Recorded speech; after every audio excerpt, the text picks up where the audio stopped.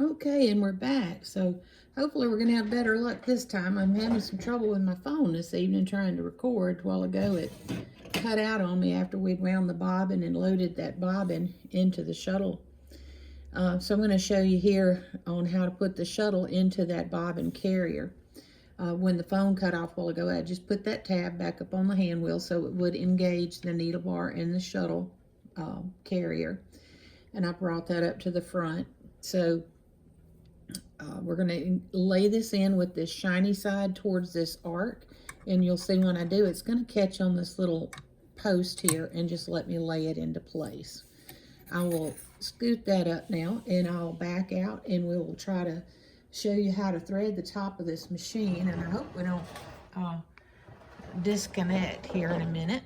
It's been kind of squirrely on me. I hope someday I'll get a better setup, but it's just kind of using my old iPhone and what little know-how I've got. Hopefully this will be helping y'all though.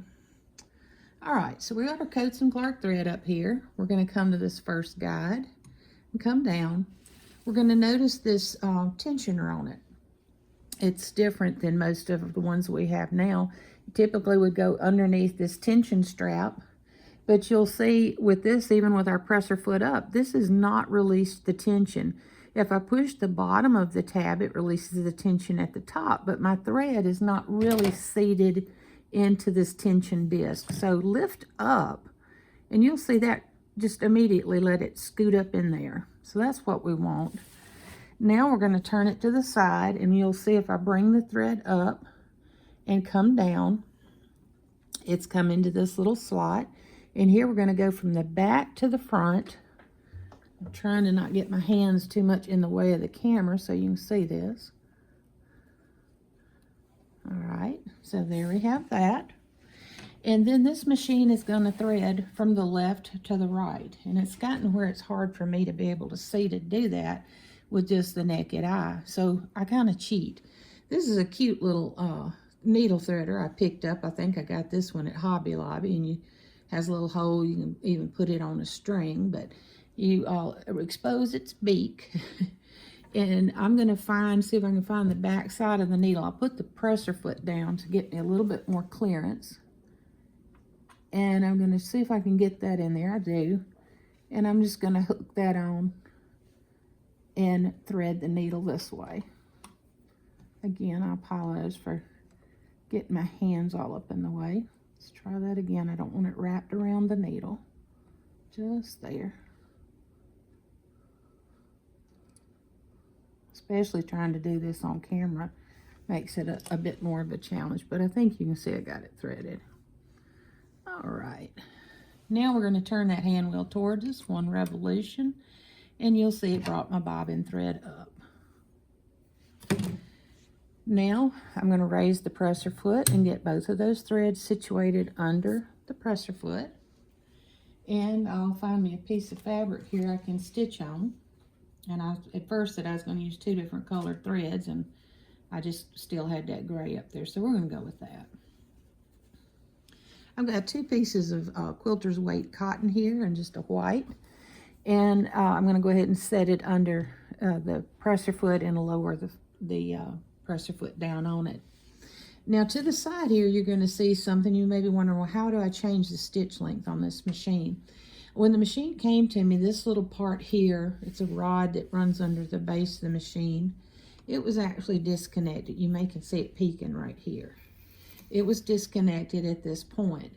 It actually was supposed to have a little thumb nut. This, you'll see, it looks like a screw, and it is a screw, a thumb screw, but this needed a thumb nut to sit on a threaded piece. And it was, the idea is you loosen it and slide it to the left to make a very short stitch, tighten it down, or loosen it, slide further to the right for the longest stitch, tighten it down. Or if you needed a stitch length somewhere in between, you pick your point and you tighten it down. We got very lucky, I thought, and found a wing nut at a local hardware store that happened to fit that threaded piece, which is a bit unusual. A lot of times these old machines had proprietary type screws and nuts, and they're like trying to find hen's teeth, if you're familiar with that old saying. But I played around with it before doing the video, and I found at this setting, it gets us a nice, just common stitch length. The other thing I might note, and I didn't say previously, is this needle is longer than what we can commonly go and purchase at the store right now. The particular size needle, a lot of times we hear of a size 80-12 or 75-11. That's actually referring to the tip of a needle. Here I've got a little package of Smith's Microtex, and you'll see 80/12. That's the size of the needle, but the system of the needle nowadays we use is a 130/705. And then the H means it's got a groove in it, and M for Microtex. However, these old machines, it used what was called a 20/1 needle. They're longer. And this particular needle that was in it was an original. It was rusty. I got lucky. I was able to take a 1000 grit sandpaper and sand the rust off of it. It's still sharp, so we're going to use it.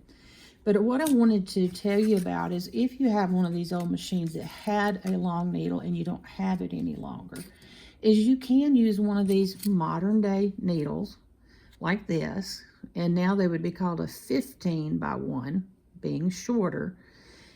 But you'll notice on this particular one, I've kind of made me a cheat sheet. This was a same kind of package of needle, and you'll see I wrote on it 20/1. You may be wondering, well, how did you come up with that? I didn't make it any longer. But what I did do is in the machine I was testing for, I would put it in with the flat side to the right, flat side to the right, because it threaded from left to right. And I played with letting it hang a little bit lower in the needle bar and tightening this down. And when I found that it was picking up the bottom thread, I tightened it into place. And you'll see that I've got like a little red magic marker part on it. And so what I did is I took a pack of needles, and I took that one out of the machine, and I lined up me some needles, and I marked, you could put it in with the flat side to the right up to that point and clamp it in, and you'd be good to go. It wasn't that hunting that sweet spot every time. So that's just a tip I thought I'd throw out for you. But if you took this needle in there out and compared it to a modern day one, it is a lot. It's a good bit longer. And but we can work around that, and so I just wanted you to know.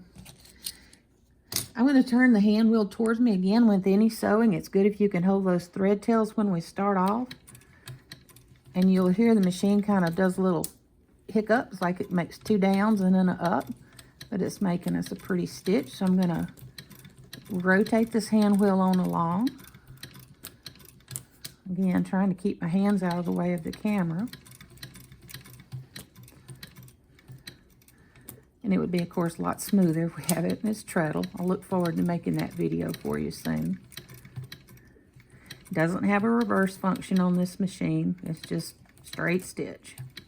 So what you would do if you needed to tie that off, you'd bring that top thread through to the back and manually tie your threads. So I've released the presser foot lever. Let's trim our thread tails, the front of our work, and the back of our work. It's making a really pretty stitch. So it's great to see this old girl come back to being functional. Another thing before I stop with their video is I did want to mention to you as well, these old machines, you'll see it doesn't have a screw on the side like a lot of our modern machines do to change the presser foot.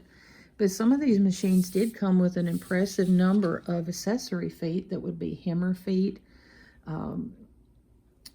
narrow hemmers.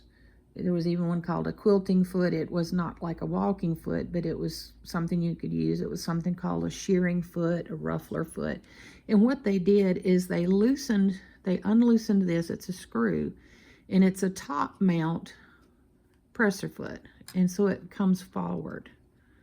And so if you come across presser feet that look like this portion here, it may fit your machine if you have a top mount foot. To put it back on, we'd slide it in and turn that knurled screw until you got it nice and tightened up.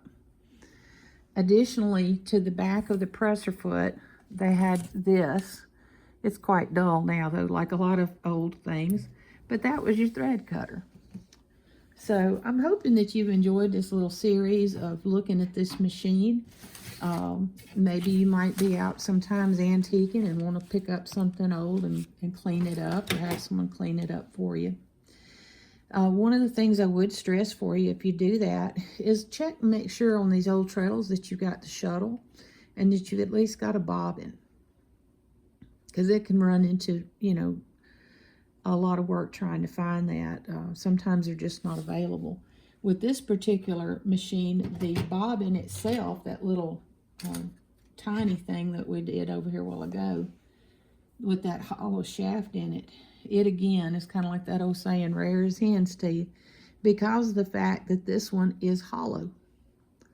And most of your treadle bobbins did not have that hollow shaft. And with this style shuttle bobbin, the shuttle itself, it has that shaft, so it has to have a hollow bobbin. Again, if you're out antiquing and you know you've got a machine like this and you come across these hollow ones, grab them, because they're hard to find. We were very lucky we had one for this. This is an additional one that we were able to find through a vendor online for a similar machine that this person owns as well. It was missing it, so it'll be interesting to get that second one and clean it up and get it operational as well. Again, thank you for watching. If you like my videos, go ahead and click subscribe. It's, you know, my content will vary from what machines that I may be working on, and that especially those that don't have manuals, I want to be able to try to make something available so that folks can use them. And I'm going to close with that. You hear my little dog Sadie saying hi. I think we got a delivery person coming in the neighborhood. So with that, have a good evening, and we'll hope to see you back soon. Bye.